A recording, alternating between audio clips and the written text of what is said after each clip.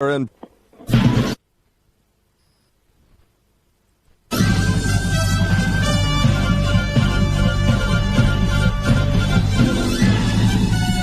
This is Viewpoint with attorney and author Chuck Crismier. Viewpoint is a one-hour talk show confronting the issues of America's heart and home.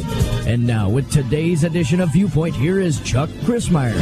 The U.S. Supreme Court Justice Samuel Alito last week delivered an unusually blunt warning about the future of religious liberty and free speech in the United States, saying that both were in danger if the justices don't step in and protect them. He said, "It pains me to say this, but in certain quarters, religious liberty is fast becoming a disfavored right." The pandemic, he bemoaned, has resulted in previously unimaginable restrictions on individual liberty. He used frank language discussing several high-profile cases, which we don't have time to go into today on Viewpoint, but he lamented the comments by a member of the Colorado Human Rights Commission who said that the freedom of religion had been used to justify all kinds of discrimination throughout history. So, Alito said in response, "For many today, religious liberty is not a cherished freedom anymore. The Constitution's free exercise clause," he said, "protects religious liberty." But he warned that religious liberty is in danger of becoming a second-class right. "The question we face," he said, is whether our society will be inclusive enough to tolerate people with unpopular religious beliefs like Christianity. At the same time, Norway's parliament has voted to expand the protections that LGBTQ community has enjoyed in that nation since 1981 by expanding the definition of hate speech that can land a person in prison. What kind of a person? A parent. That's right, a parent. So they extended the understanding of hate speech, and those found guilty of hate speech now face a fine or up to a year in prison for private remarks and a maximum of 3 years for public comments. And the UK, Britain, is planning to criminalize speech in private homes also. Are you beginning to think that our world is changing? Friends, it's changing faster than you can possibly even imagine. Faster than you want to imagine, but it is changing. And it's changing not for the better, but for the worse in most instances. In fact, Dr. Fauci came out last week and said, now is the time to do what you're told. Did you hear that? Now is the time to do what you're told. In other words, the experts are now going to govern us. And Samuel Alito, the Supreme Court justice, said that the COVID crisis has served as a sort of constitutional stress test. And that's where we are. Everything that we held dear is now being stressed. Now, how stressed is that? Well, Dr. Fauci said that the United States needs to increase international engagement. He elaborated on his views in the scientific journal Cell, calling for radical changes in the infrastructures of human existence. Are you listening to this language? Dr. Fauci calls for radical changes in the infrastructures of human existence. Well, that idea has been furthered in what is called the Great Reset Plan, presented this last June by Klaus Schwab, founder and executive chairman of the World Economic Forum. Here's what he said. To achieve a better outcome, the world must act jointly and swiftly to revamp all aspects of our societies and economies, from education to social contracts and working conditions. He went on to say that every country, from the United States to China, must participate, and every industry from oil and gas to tech must be transformed. In short, he said, we need a great reset of capitalism. Now, what does he mean by that? Well, he means to change the entire understanding of what it means to live in a free society. And that's where we are. It's beyond anything that you and I could have possibly ever imagined, and that's just scratching the surface. Now, Today on Viewpoint, we have a very special privilege, joined by Cesar Vidal, who is coming from another country, but has actually become a U.S. citizen. But in coming from another country, he gives us a perspective that perhaps many, if not most of us in this country, do not quite comprehend, because we've been immersed as the frog in the kettle. We've been immersed in these changes that are taking place in our country, figuratively being boiled alive. But his book is called A Changing World, Patriotism Against a Globalist Agenda. Cesar, it's good to have you on Viewpoint today. Well, it's my pleasure and my privilege to be there.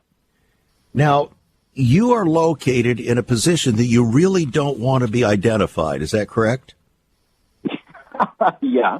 And the reason you don't want to be identified is because the things that you have to say, comparatively speaking, to the powers that are increasingly becoming the powers in our own country, do not have a favorable view of your message, do they? Well, that's true. I was listening very carefully what you was talking about, the religious freedom and Alito, and I must tell you, this is totally true, and this is totally real, and well, this man is telling what's the target of the UNO to the future, referring religious freedom. And this is very clear because 2 years ago, UNO has decided that the religious freedom is not as important as we can think, but is a human right that is under other so-called human rights. For example, the wishes of the LGBTI community. So that this is very important because the free speech right, the liberty of conscience, the religious freedom are really threatened. And they're going to be sued in the courts, and they're going to be persecuted because they cannot be tolerated in this world, in this changing world. Mm-hmm. And it's a changing world propelled by the global agenda. So that, well, we have been born and bred in America, not in my country, my original country, my old country, but in America. And this was very, very current to have, well, free speech, to have religious freedom, etc. And now they're announcing in a more and more open way, well, this is the end. You're going not to have this kind of rights in the future because we're going to change the world. And, for example, when you watch a video of the Davos Forum that was published a couple of weeks ago, they are telling you how it's going to be the world in 2030. And the first phrase is, you own nothing and you be happy. Wow. So you're nothing. You're just a cipher. But we're going to take total control, and because we're going to be in total control, you'll be happy because you won't have to do anything. We're going to become your God, and you're going to become our slaves. That's exactly what they're talking about, and we're going to be back with Cesar Vidal after this break. A Changing World, Patriotism Against a Globalist Agenda. Stay tuned, friends. Once upon a time, children could pray and read their Bibles in school. Divorces were practically unknown, as was child abuse. In our once great America, virginity and chastity were popular virtues and homosexuality was an abomination. So what happened in just one generation? Hi, I'm Chuck Crismier, and I urge you to join me daily on Viewpoint, where we discuss the most challenging issues touching our hearts and homes. Could America's moral slide relate to the Fourth Commandment? Listen to Viewpoint on this radio station or anytime at saveus.org.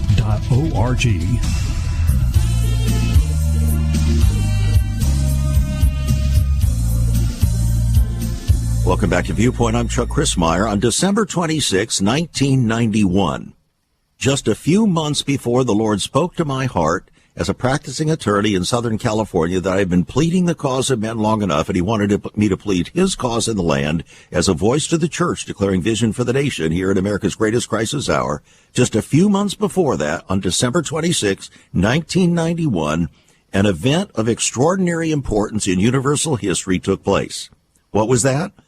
It involved the dissolution of the Soviet Union, an event of enormous repercussions that almost no one had anticipated. In fact, a professor, Javier Tassel, wrote just a few days before the collapse of the USSR that it would continue to be a reality during the next millennium and that even communist Germany would surpass the West in a few years. Well, that was the idea. But history continues its course until, in fact, the end of the ages, as our guest today tells us in his book. Our world has continued to change since 1991. And what is even more important is that this combination of changes is constant and involves colossal challenges that the human race has never had to face before. Far from democracy and freedom being two realities that seem to come about almost naturally, the fact is that they are more threatened than ever. And this threat is not only external, but to a large extent also internal. In other words, we have met the enemy, and it is us. The globalist agenda, he says, constitute a real threat that seeks to destroy national sovereignty, the power of the states, and the democratic system itself.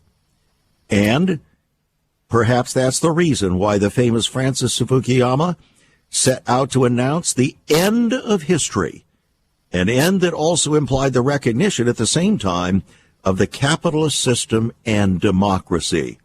That's where we are, friend. At the end, perhaps, of the ages.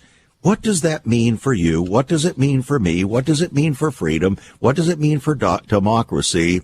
What is this globalist agenda all about? And can a patriot, a true patriot, ever embrace such an agenda?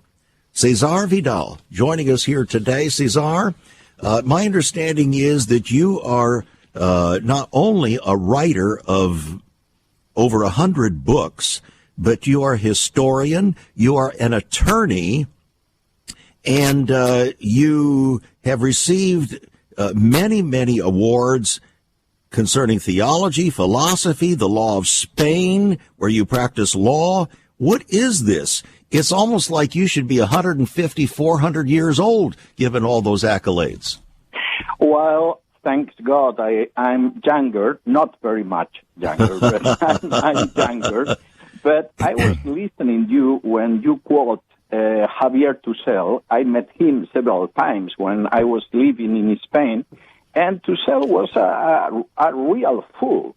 And he was convinced that the Soviet Union was going to last during the next millennium. He was totally wrong. Amazing, But it's very interesting that Fukuyama was wrong, too, when he was telling, well, this is the happy end of the history, and we're going to enjoy democracy and free market economic system, because this has been not so. And now we are facing real threats coming against the freedom and against not only the free market, but any kind of freedom. And this is very important. And I must tell, this is not a kind of conspiranoic ideas. This has been confessed by David Rockefeller himself. In his memoir, he's telling, well, they are people accusing me and my family of acting against the best interest of United States and being part of a secret cabal who is trying to create one world, a new structure that is going to become one world. And he tells, well, if this is the charge, I stand guilty, I confess that I am guilty, and I'm very proud of it. Wow. So that his idea is very clear, and this is in the beginning of one chapter of his memoirs, when he's telling after this, well, how has been created, more or less, well, for example, the trilateral, the foreign affairs organization, the Bilderberg Club, etc., etc., etc. And David Rockefeller is telling this accusation is totally true. I'm not interested in the best interest of the U.S. I'm interested in the creation of a new world. And this creation has not only economic, social, political branches and interests, but also a spiritual interest. Mm-hmm. And this is very important because these people believe in a very sincere way that they are like God. They have believed the lie of Satan in the Garden of Eden. And it's curious, like George Soros, I dedicate a whole chapter to him in my book, Mm-hmm. is telling, sometimes I feel like God. Wow. So that this is very revealing. Well, he's operating they feel under, they are God. he's not just operating under vast wealth, he's operating under the conviction that he is under another authority, like God, which would be like Satan. Satan said, I will be like the Most High God. I will ascend to the heights of the north. And so George Soros has not aligned himself with anything godly, quite the contrary, and therefore he feels like he's under authority like God, which would be God's archenemy, Lucifer or Satan himself.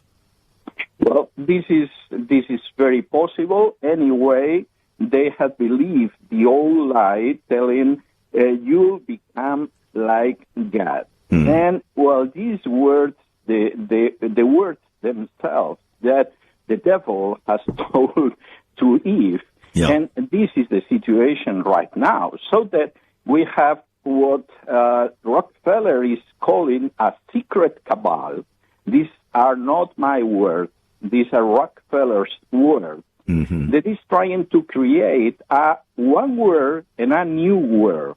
And in this new world, we're going not to have any kind of freedom.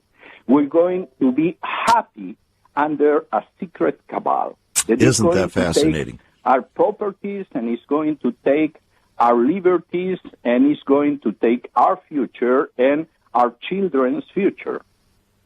Unbelievable. Talk about a changing world. Friends, Cesar Vidal, our guest today, he is from Spain, hence his accent. He is a U.S. citizen, and here he is, a consummate historian, having written many, many, many books. Also an attorney, a practicing attorney from Spain. He knows whereof he speaks. He knows the very heart and soul of Europe and of Spain, knows that these things are deeply rooted there in Europe already, and he's come to the United States that promises freedom, promises liberty, promises a Bill of Rights, and so on. And he sees all of this now desperately at risk. I want to make available to you his amazing book. It's very different than any other book out there, and he speaks with authority in a way that few others would. It's a $25 book, yours for $17, A Changing World, Patriotism Against a Globalist Agenda. You want to be informed? You want to be prepared. This is the book. It's on our website, saveus.org, saveus.org. You can give us a call at 1-800-SAVE-USA. That's 1-800-SAVE-USA. Or you can write to us at Save America Ministries, P.O. Box 70879, Richmond, Virginia, 23255. Writing a check at $5 for postage and handling. A changing world. Now, Cesar, it seems to me that it would be well for us to go back and recognize that the very concept of democracy is a relatively new concept. It was tried back in ancient Greece, in Athens. Didn't last very long there. Why didn't it last long in Athens? Well, this is a very interesting issue. The fact, as you say, the Athenians have created the first democracy. Well, this was more or less in the 6th century before Christ. Uh-huh. And they saw then that democracy was going to disappear, and it was going to disappear because democracy is not compatible with some kind of behavior. For example, if you have politicians that are liars, well, these kind of politicians are going to destroy democracy because they promise everything to the citizens to get their votes. Sounds like our politics today, doesn't it? What we've just gone through. Totally. And, well, Aristophanes, he was an incredible comedian in Athens, was telling, well, the kind of politicians that fit in our democracy is the liar, the lying politician, so that the democracy is going to die. And, well, they use the lies. When they use the orge, this is the Greek word for wrath, for hate, so that they divide the society in different areas that hate each other. Well, this is going to become the end of democracy. And, of course, there's another reason. They expend so much to make happy their voters that they're going to ruin the economics of the country. And that's exactly what we see happening. Alexander Tytler made a statement about the demise of democracy, how it rises and then how it declines and destroys itself from inside. And basically what he says is very similar to what happened there in Athens. The politicians concluded that it was easy to achieve and maintain power. How do you do it? Well, you replace truth with flattery. You tell the people what they want to hear. And so you replace good government with idle promises that you can't fulfill. And ultimately, the people will vote largesse into their own pockets and destroy their own economy. That's totally true, and that's the reason the democracy has disappeared in Greece. And this is very important. The democracy has disappeared in the 4th century before Christ, and is going not to appear again till the founding fathers have created a republic in America. Isn't that amazing?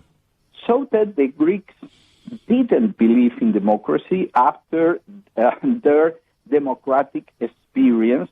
And it's totally true that we couldn't have a new democracy without the Protestant Reformation. Right. In the 16th century, the reformers have gone back to the Bible and have taken again the values that are in the Bible. They had put the seeds to grow in the future the democracy. For example, the rule of law. This is in the Bible. You can see in the history of David and the prophet Nathan. You can see this in the history of Elijah and the King Ahaz, etc., etc. And they have taken again the rule of law. They have taken again the idea of freedom of conscience. They have taken the idea that we are, the human beings, are sinners and we are fallen, so that we cannot have all the political power in the hands of one man, because this man is going to become a tyrant, this man is going to become a dictator, and this is the root of the checks and balance system in the American constitutional order, which we call a Republican form of government. Yes. Okay. And it's very clear when you read the Founding Fathers. Well, you can see two things that are very important to me. First, they knew very well the Bible. You can see the letters between Adams and Hamilton and Washington and Jefferson, and they quote from the Bible like if they were clergymen. It's incredible how they knew the Bible. Yeah. And second, how one of the verses more quoted by the Founding Fathers is the text in Jeremiah telling that the man we have a deceiving heart. And this heart, this deceiving, this cheating heart, is deceiving us ourselves and is deceiving other people. Yeah. So that desperately wicked, and could not be trusted. We'll get back to this after the break. Stay tuned, friends. Cesar Vidal. Fascinating man, fascinating message. We'll be right back.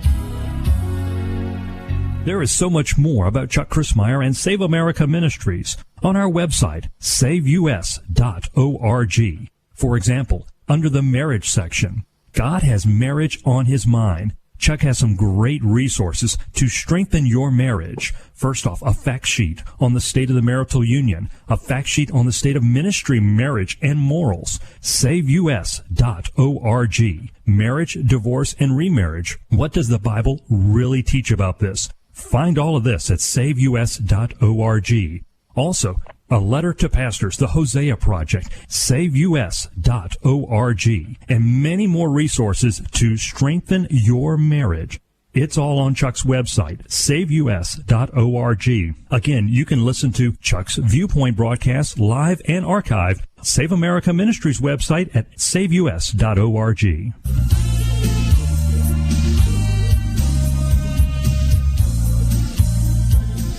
Always a delight to be able to join you here on Viewpoint to talk about the issues that matter most from God's eternal perspective. You say, well, is God interested in democracy? Well, maybe not from the concept of a political thought, but from a spiritual standpoint, absolutely yes, because it depends upon humankind governing themselves under the authority of God's Word, under the authority of the Holy Spirit, to obey his voice, and not to be under a form of slavery, political slavery, economic slavery, and so on. And so the message that Cesar Vidal is bringing to us, and by the way, we only have an opportunity to scratch the surface of this on the program today. You've got to get a hold of his amazing book. It's 350-some pages, A Changing World, Patriotism Against a Globalist Agenda. And we'll talk a little bit about, in the final segment of the program today, about what he sees as what you and I must do if we would make a difference in this radically changing world. The book, A Changing World, the $25 book is yours for $17 on our website, saveus.org, saveus.org. You can give us a call at 1-800-SAVE-USA, that's 1-800-SAVE-USA, or write to us at Save America Ministries.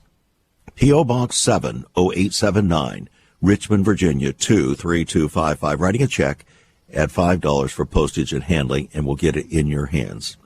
Okay. I want to, Cesar, I'm going to, with your permission, read a couple of paragraphs from your book under Democracy, A New Arrival in History, to set the stage for the rest of our conversation in the next segment of the program here. The centuries of the Middle Ages were totally contrary to a democratic vision. By the influence of a Hellenic philosophy, which was contrary to democracy, and in part by the total influence of the Roman Catholic Church, which for centuries had legitimized the absolute power of both the Pope and the King, as long as the King submitted to the dictates of the Holy See. But the Reformation, which began at the first part of the 16th century in different parts of Europe, sought to return to original Christianity on the basis of the oldest historical sources, those contained in the Bible. The recovery of the text of the Bible and of the values contained within it provoked a real revolution that affected aspects such as economy, art, education, science, and politics, among others. In fact, the work of the reformers as expositors of the Bible was to lay the foundations for the reappearance of modern democracy. But in reformed Europe, the law was placed above people and institutions. The fact that the nations in which the Reformation triumphed admitted almost immediately the supremacy of the law over individuals and institutions had impressive results. Tragically, however, the primacy of the law was to be ruled out from Roman Catholic nations such as Spain, France, and then the Latin American republics. Now, this is very, very revealing. And you lived in Spain, you were a Spanish citizen, and you have seen the effects of the virtual totalitarianism of the Roman Catholic Church under the papacy. Am I correct? Is this what you're talking about? Well, this is totally right. During the first years of my life, I couldn't see a piece of religious freedom in Spain. Mm-hmm. This is a creation of the last very few decades, and well, religious freedom was unbelievable in Spain, but also in the Roman Catholic countries. And this is one of the reasons the democracies have failed in Latin America and also the south of Europe, because you cannot build up democracy without the values that you find in the Bible. And so it's those values, it's those principles that were transferred to these shores by the Pilgrims and the Puritans. And their vision was based upon individual people embracing the authority of the Word of God, not the authority of the papacy, not the authority of a man, but the authority of God. And if the people would do that and unify under His truth, then we could govern ourselves. Well, this is totally true, and you can see a huge difference between north and south of the continent. People coming from Europe to North America were looking for religious freedom. Mm-hmm. People coming from Spain and Portugal to the Central and South America were looking for glory and gold. And these were their words themselves. We wish gold and glory. And, well, gold and glory is okay, but it's very inferior to the idea of where we are going to create a new society that is going to shed light to the whole world, and this new society is based upon the Bible. This is very different, and this explains totally the difference between the North and the South of America. Isn't that interesting? I can remember, for example, when I was younger, and there were two Germanies. They were separated by the Berlin Wall. Well, of course, the leftist propaganda, was telling that there was a paradise in the Eastern Communist Socialist Germany, and there was a hell in the democratic capitalist Germany. Well, maybe there was a paradise in the communist Germany, but people was fleeing from the paradise, the socialist paradise, to the democratic hell, so that it was very clear which system was better. And this is the same reason right now. Are people from North America fleeing to South America, or the people of South America are fleeing, even risking their lives, to go into North America? Isn't that interesting? And people don't see it that way. They think it's all about money, but it's not about money. It's about the fundamental spiritual foundation that still echoes in the blessings of liberty that are flowing to our posterity and have been spread around the world. Totally. If this would be only about wealth, material wealth, well, people from Canada would be going in a desperate way to Argentina or Mexico or even Peru. But this is not a question based upon material wealth. This is related to spiritual structures and to values coming from the Bible or coming from the Church of Rome, from the Roman Catholic Church. And that's why the democracies under south of the border, south of Rio Grande, are a failure. Let me tell you now, for example, the globalist agenda is giving coup d'etat in these kind of countries every day. Yesterday Saturday night, they were giving a coup in Peru to have a servant of George Soros to become the new president of Peru.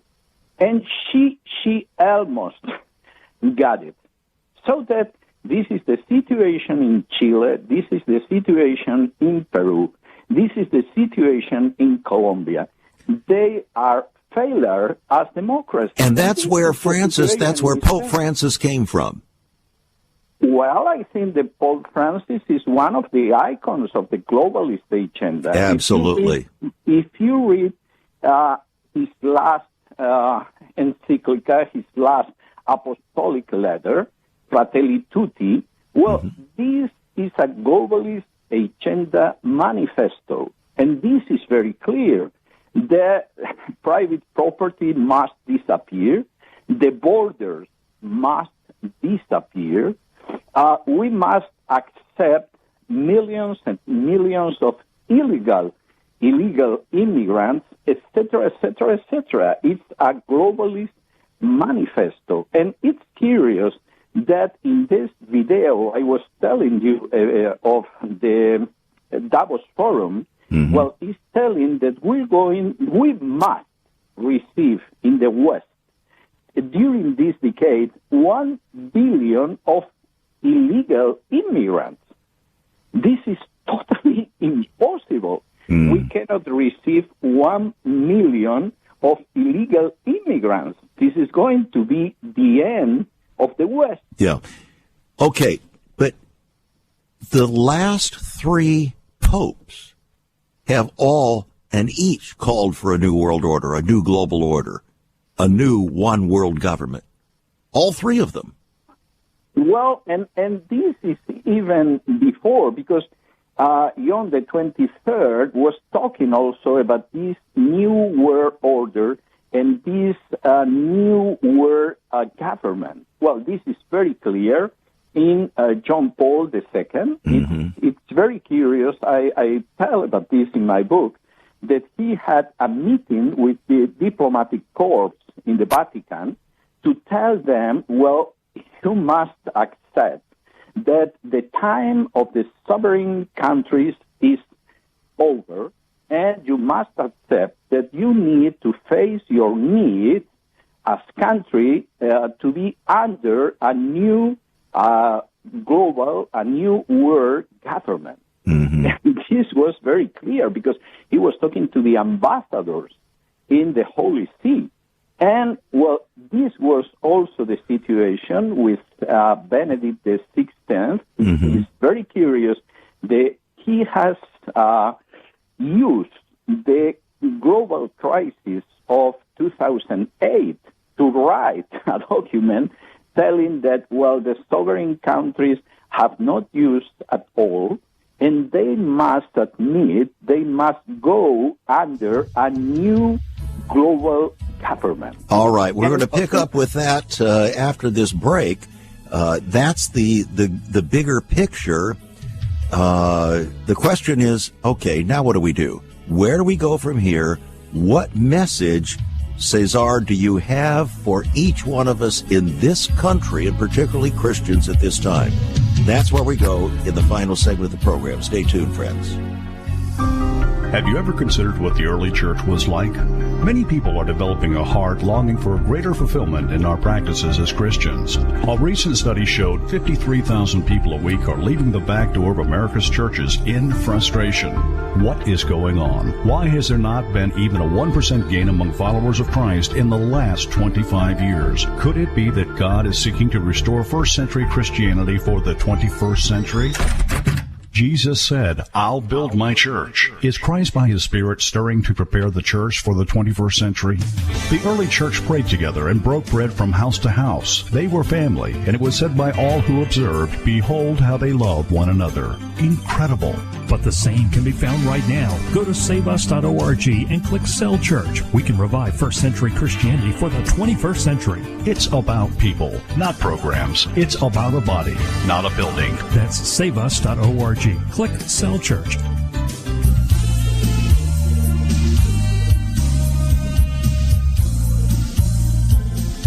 How should we then live, knowing the efforts toward the advance of Agenda 2030 and Agenda 21 and all of these New World Order globalist agendas that even Henry Kissinger came out this last week and declared his absolute unmitigated support for Joe Biden? Why would that be? Because Henry Kissinger is a renowned globalist, has been since the Nixon days. He has betrayed democracy in so many, many ways, and now has embraced Joe Biden with a whole heart. Why is that? Because Joe Biden and all those around him are setting the stage for a new global order. That's what it's all about.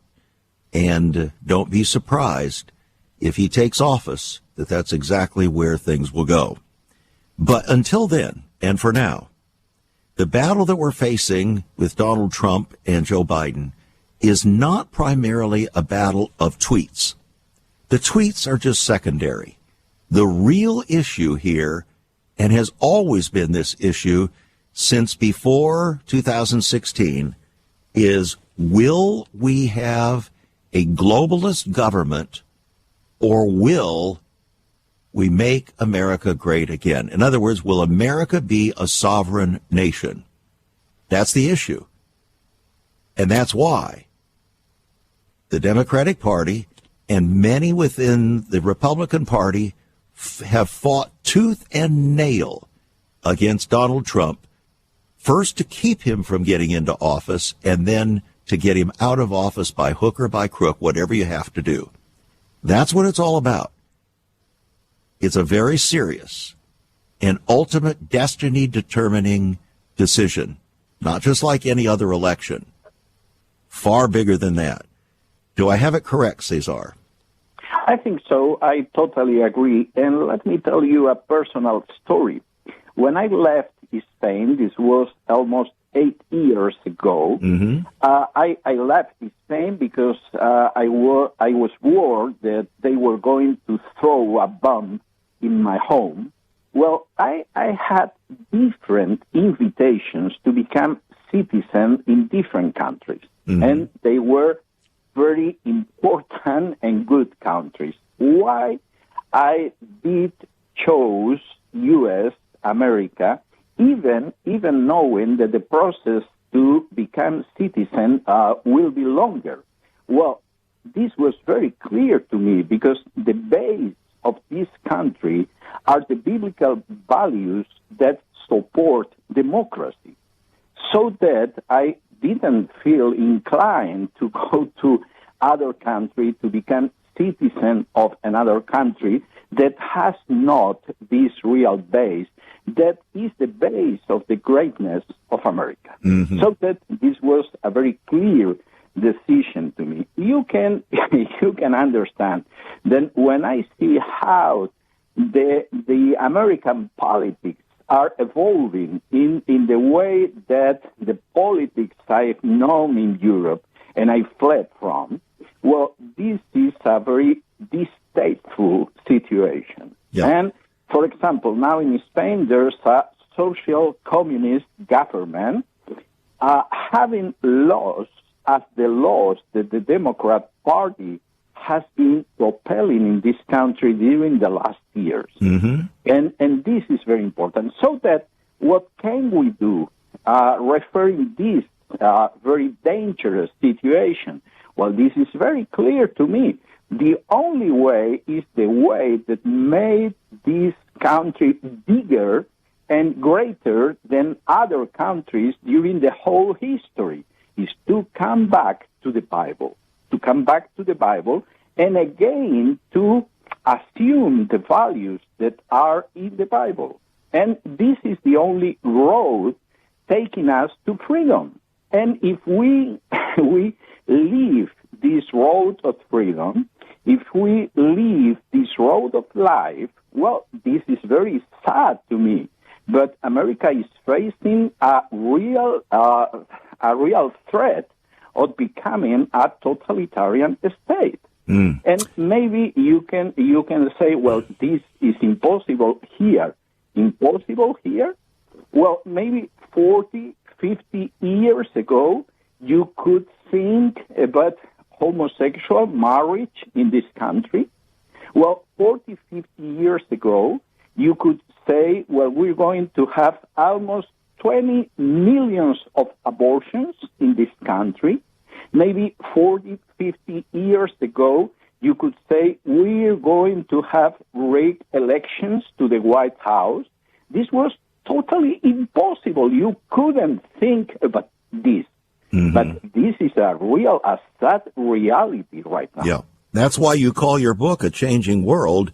And indeed, it is a rapidly changing world, so rapid that people can't even keep up with it. Some of them, many Christians are just throwing up their hands and saying, well, que sera, sera, whatever will be, the future's not ours to see, que sera. And they go about just business as usual, not thinking, not praying, not realizing that God has given us, through his grace and his mercy, unending opportunities to repent, to come clean with him, starting in our churches, because that's where judgment is going to begin. Judgment's going to begin in the house of God.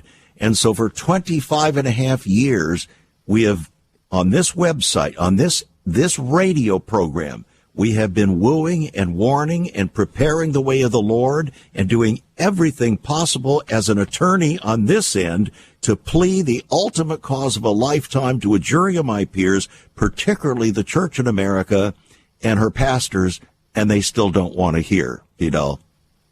Well, and let me tell you something, anything else about this video of the Davos Forum. Mm-hmm. Is telling how the world is going to be in 2030. And one of the things of this future, this happy future, is America is going not to be a superpower. And so that the happy future is telling us, Americans, well, we have been great in the past, but we're going to be weak and small in the future. This is a future that we are making ready for you. That's exactly what Barack Obama was attempting to do in his 8 years. Yes. So that this is very clear. It's almost 2 minutes. I have in my webpage in CesarVidal.com, and it's only 2 minutes, less than 2 minutes in English. And you can see how is this globalist agenda, what means this globalist plan. And this is very important for us, Americans, because it's telling we're going to make your country smaller and weaker. And this is a very important part of our plan. Mm-hmm. Okay, so what would you say to pastors, for instance, and parachurch leaders, broadcasters that have audiences, that have people who look to them as authority figures for the kingdom of God? What would you say to them pointedly? Well, this is very clear. As the old hymn said, stand up for Jesus. Preach the word to everywhere. Go tell it to the mountains. This is very clear. But maybe I just say though that many of those pastors would say that they're doing that, but they obviously are not doing that. They're pandering, just like the politicians. They're pandering to people, telling them what they want to hear, and so there's no real authority. It's like when Jesus spoke to the people in the day that he was here on the planet. And the people responded saying he spoke as one with authority and not as the scribes. Well, our pastors today, in large measure, are speaking as the scribes, not as one under true biblical authority. But the people are trusting them, and they're leading to deviancy down and destroying the very foundations of the country they claim to serve. Well, I think that there are three things that are very important to pastors, but also to every Christian. First, we cannot be cowards. Revelation 21 7 is telling that the cowards are the first people going down to the lake of fire, that is the second death. Ooh. And this is very important. They are the first kind of people. First, the cowards. Second, the unbelievers. Mm-hmm. And these are the words themselves of Jesus Christ. First, don't be cowards. Second, remember what are you? Because Jesus said to his disciples that you are the salt of the earth and the light of the world. If we are not the salt of the earth, this whole world is going to rot, is going to be putrid, because we are not salting this world, this earth. Mm-hmm. And if we don't shed light to this world is immersed in darkness.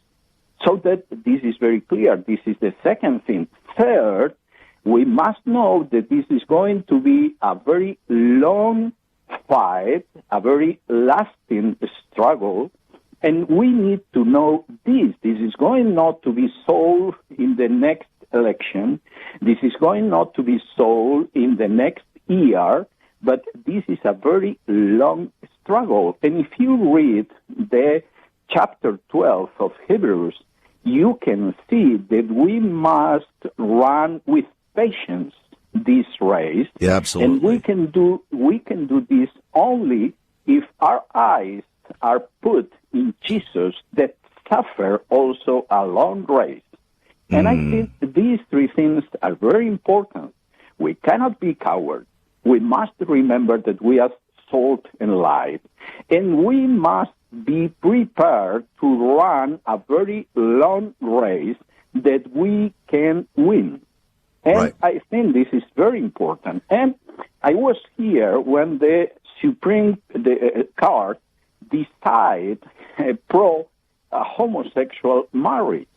And I remember exactly what I thought in this moment. I thought, well, were the photos with senators and congressmen and presidents were of any use if we are going now having a homosexual marriage endorsed by the Supreme Court?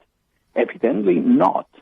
So that our target is not to have photographs with this congressman or this senator or this president.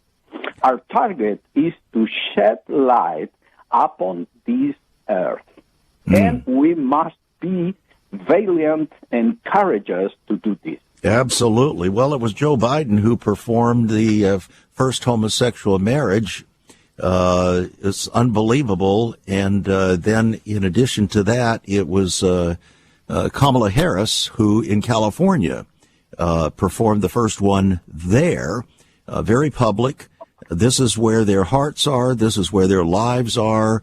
And we need to understand that it does take courage, friends. We cannot just cavalierly promote people just because they have an R or a D behind their name.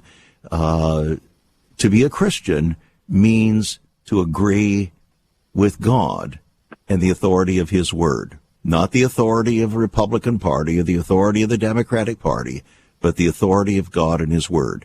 If we'll do that, we have a hope for restoration. Absent that, forget it. It's on its way.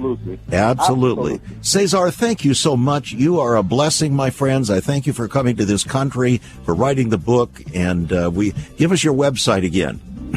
Well, it's www.com, CesarVidal.com. CesarVidal.com. All right. And the book, A Changing World, $25 book, yours for $17 on our website, saveus.org. Saveus.org. You can write to us, call us, and please seriously consider becoming a partner, friends. Many of you are not, you're just not attending to responsibility in that regard. God is trusting you to be his partner to get the message out until Jesus comes. I hope you'll do that. I hope you'll consider it. God bless and be a blessing. You've been listening to Viewpoint with Chuck Crismier. Viewpoint is supported by the faithful gifts of our listeners. Let me urge you to become a partner with Chuck as a voice to the church declaring vision for the nation. Join us again next time on Viewpoint as we confront the issues of America's heart and home.